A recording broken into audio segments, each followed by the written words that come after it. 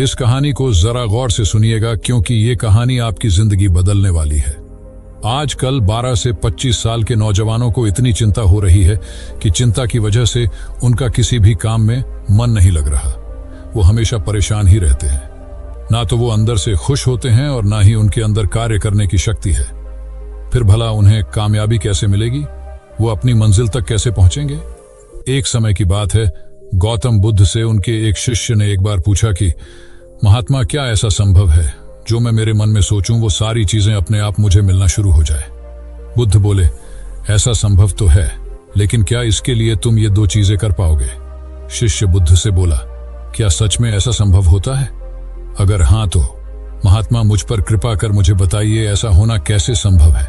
मैं इसके लिए कुछ भी करूंगा। बुद्ध शिष्य से बोले, तो सुनो, तुम अपने मन में जो चाहो वो तुम्हें मिलने लग जाए। इसका पहला उपाय यह है कि तुम्हें अपने मन को अपने नियंत्रण में लाना सीखना होगा।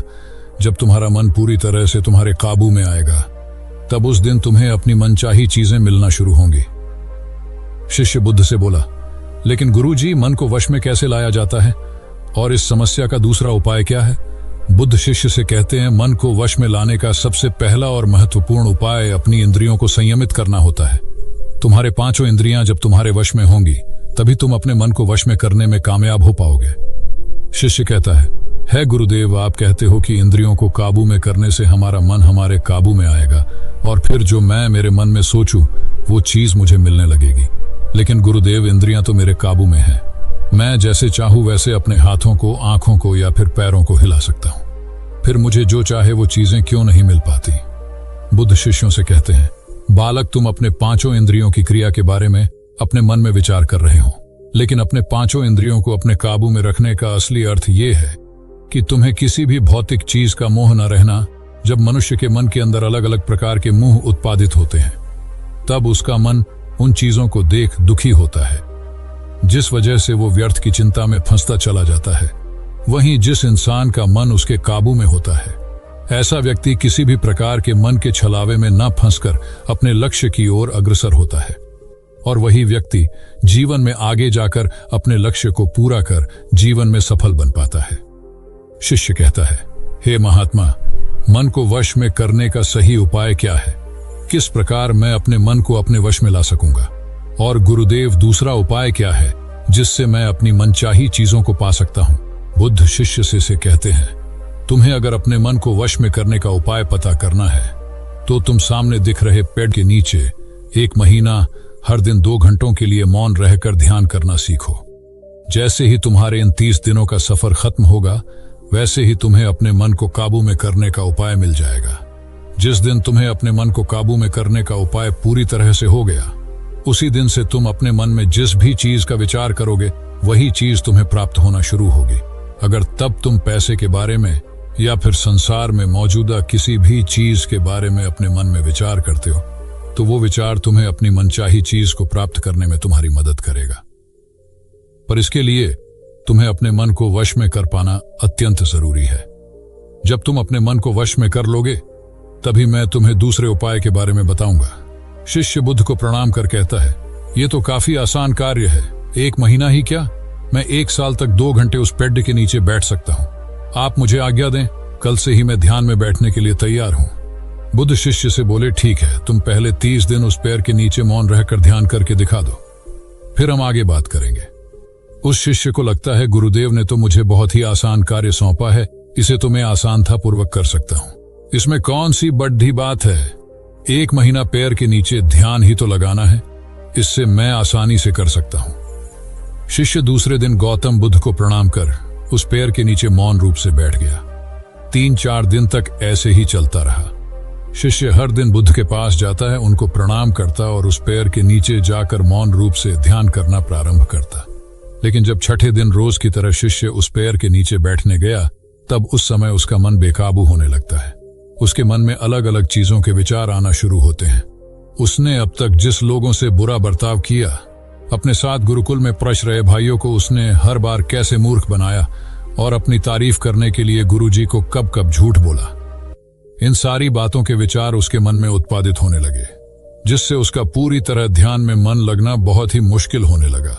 थोड़े दिन बीते आज उस शिष्य का मौन रहकर ध्यान करने का 17वां दिवस था, लेकिन उसके मन में बार बार आते हुए गलत विचार उसे ध्यान को ठीक से करने नहीं दे रहे थे।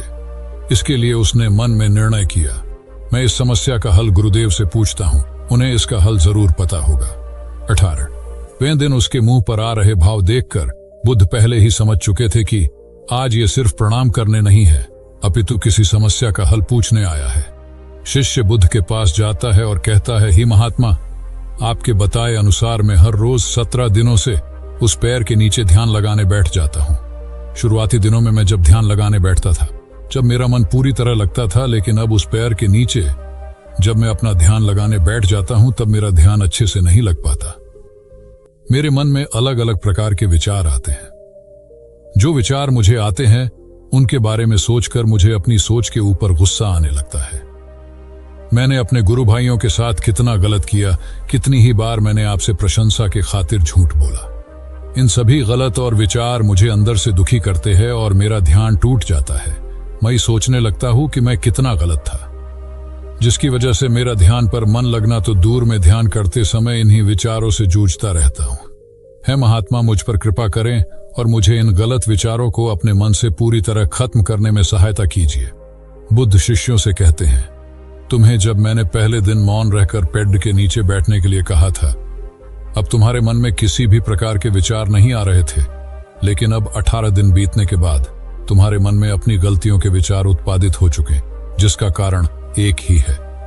जब तुम अपने गुरु भाइयों के साथ मस्ती करते थे और सबको अपनी तारीफ करने के लिए झूठी कहानियां सुनाते थे, तब तुम शांत रह रहे अपने मन से बातें ना कर पाए।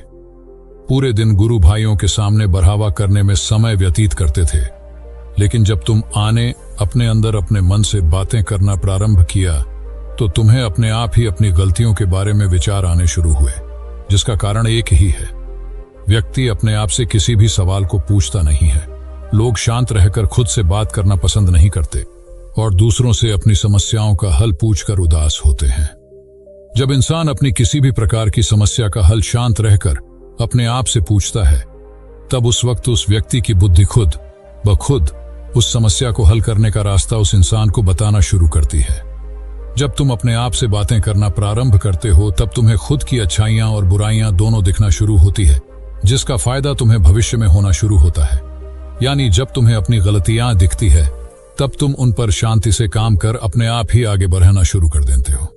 क्यों? जिस वजह से तुम अपने मन में जिस भी चीज को सोचते हो, उस चीज को प्राप्त करने का रास्ता तुम्हारी बुद्धि तुम्हें दिखाना शुरू कर दी है। बौद्ध कहते हैं, इसलिए मैंने पहले ही दिन तुम्हें बताया था, जैसे जैसे तुम शांत रहकर अपने मन से विचार करना शुरू करोगे, वैसे वैसे तुम्हें अपनी मन चाहे चीजें मिलना प्रारंभ होंगी। बुद्ध शिष्य से बोले, गुरुदेव, आपने मुझे दूसरा उपाय बताने का भी वादा किया था। मुझे लगता है वो उपाय इससे आसान होगा। कृपा कर मुझे दूसरा भी उपाय बताइए।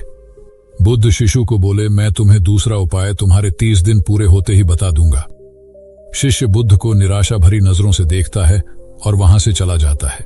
थोड़े दिन बीतते आज उस शिष्य के 30 दिन पूरे हो चुके थे। शिष्य बुद्ध के पास चला जाता है और बुद्ध से पूछता है गुरुदेव, मुझे मेरा मन इतना हल्का क्यों लग रहा है?